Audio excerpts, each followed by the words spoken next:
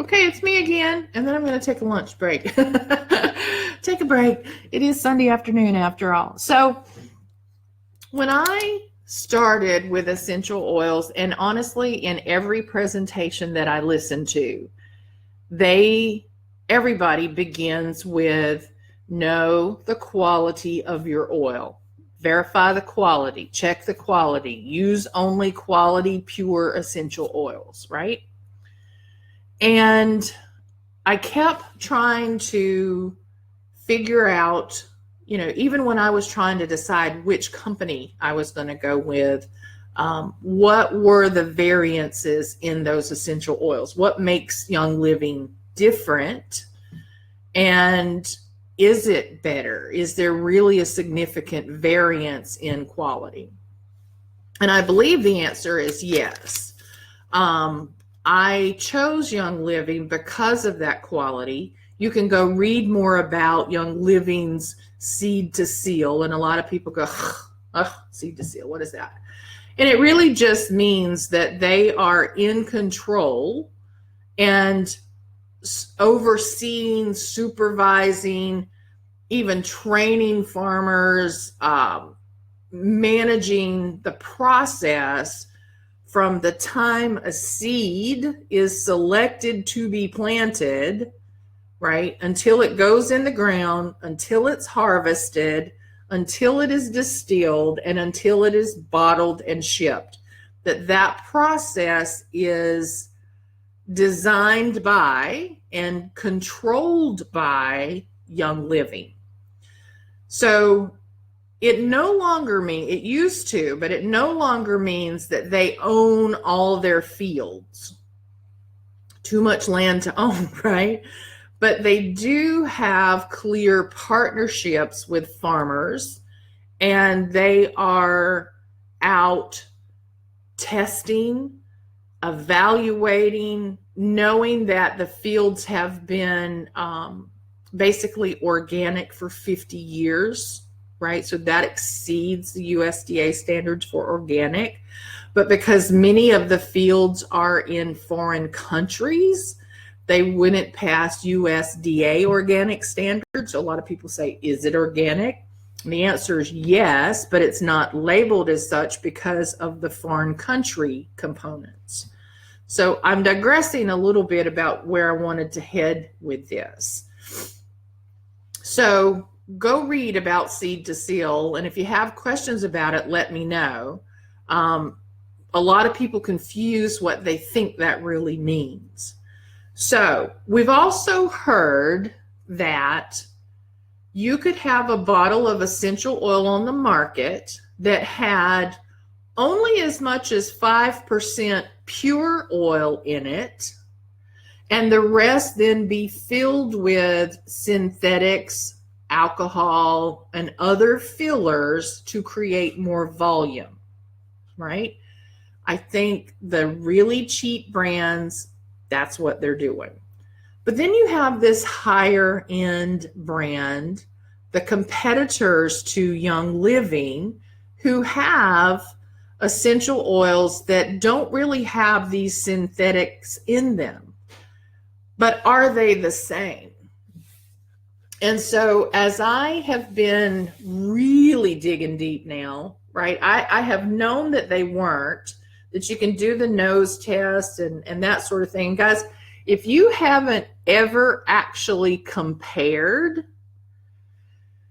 if you haven't actually had the two bottles side by side and used them, then you really don't have the full experience of a comparison test, right? You have what somebody else is telling you is the difference, or that sort of thing. And that's where I lived for a long time. I trusted and believed, but I didn't fully understand what it meant that the two oils are not therapeutically the same. Even in my veterinary aromatherapy class, she kept talking about biologically active. It's a term she coined, that an oil is biologically active, has energy in it, has therapeutic qualities to it that make it work, right?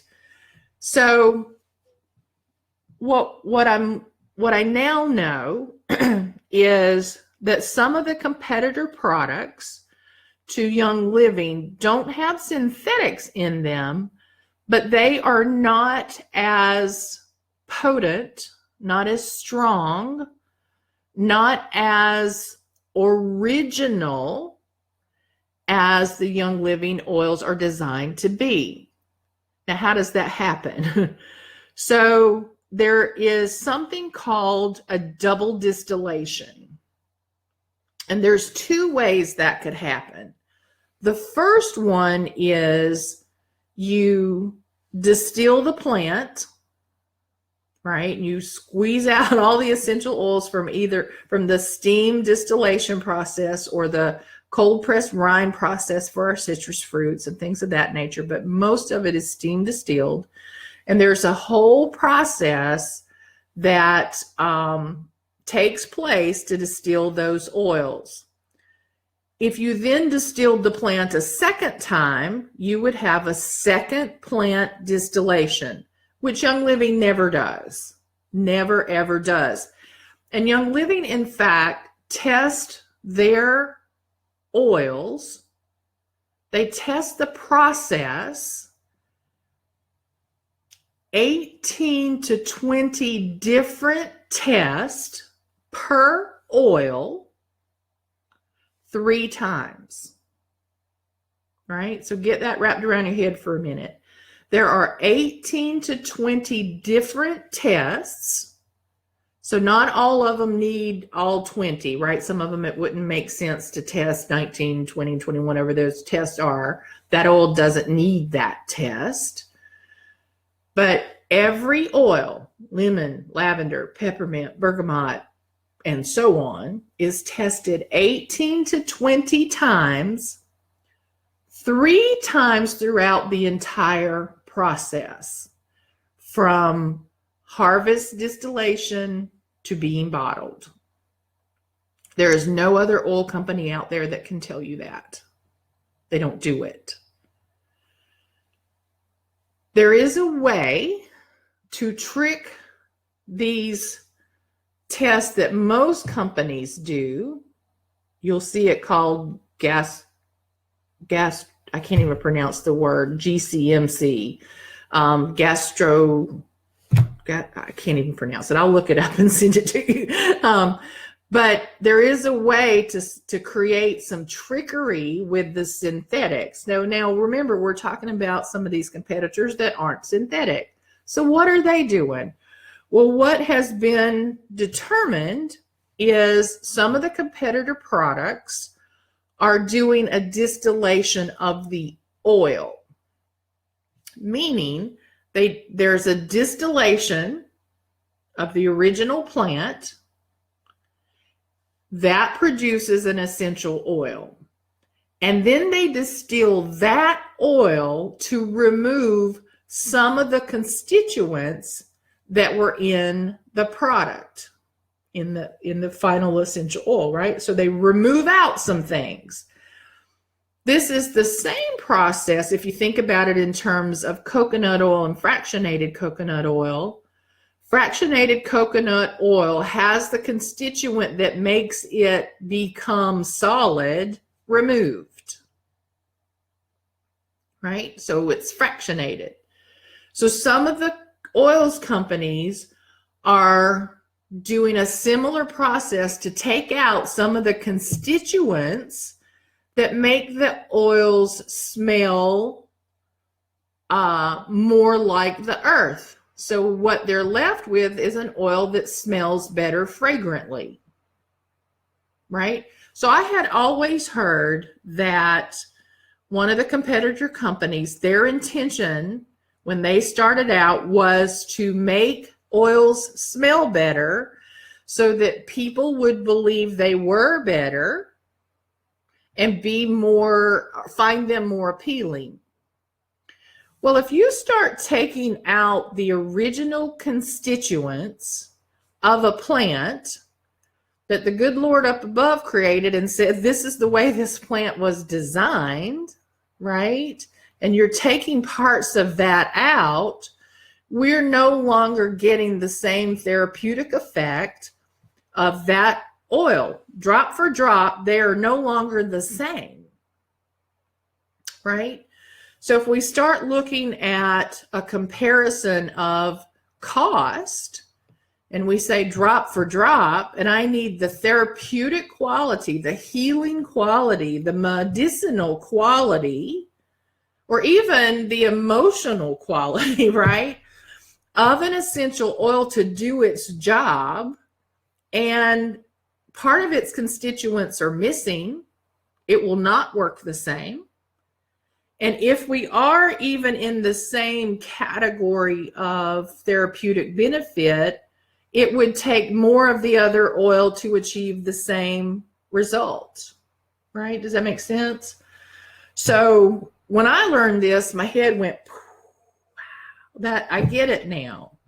So when we talk about quality of oils and biologically active oils and therapeutic qualities of oils, it really has to do with, is it synthetic, filled with fillers or alcohols or things of that nature? That's one category of quality.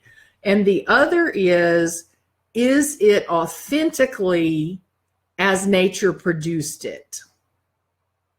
And many of the oils we're seeing now in the competitor category are not. They smell better, but they're not working as effectively. So part of the test that I'm going to be doing just to compare for myself once and for all is, again, not only do they smell the same, do they look the same, do they evaporate the same, and do they work the same? Do they have the same feel on the skin? If you ingest them, do they feel the same way? Because remember, the oils that I'm choosing, lemon, lavender, and peppermint, should all be appropriate under French aromatherapy for consumption, right? So this is me doing this. I'm not advising you to do it, especially if you're reading oils like the ones I brought up on the previous video that said don't ingest them. I would never, ever put these in my body because I don't know what else is in there, right? So just be aware that when we're talking about quality now, there is a category of oils that are testing pure, meaning they are not testing to show any synthetic in them, but they are not working at the same, they are not being produced with the same authentic constituents that were in the original plant. That's what I'm trying to get to, okay? So be aware of that. And again, this is one more reason that leads me back to being really happy with the decision that I made to stick with Young Living and to represent that and to use those products with my dogs and my clients. So more coming on quality and the variance in products and, helping you guys start to understand that so that you're making the best informed decision that you can. Talk to you soon.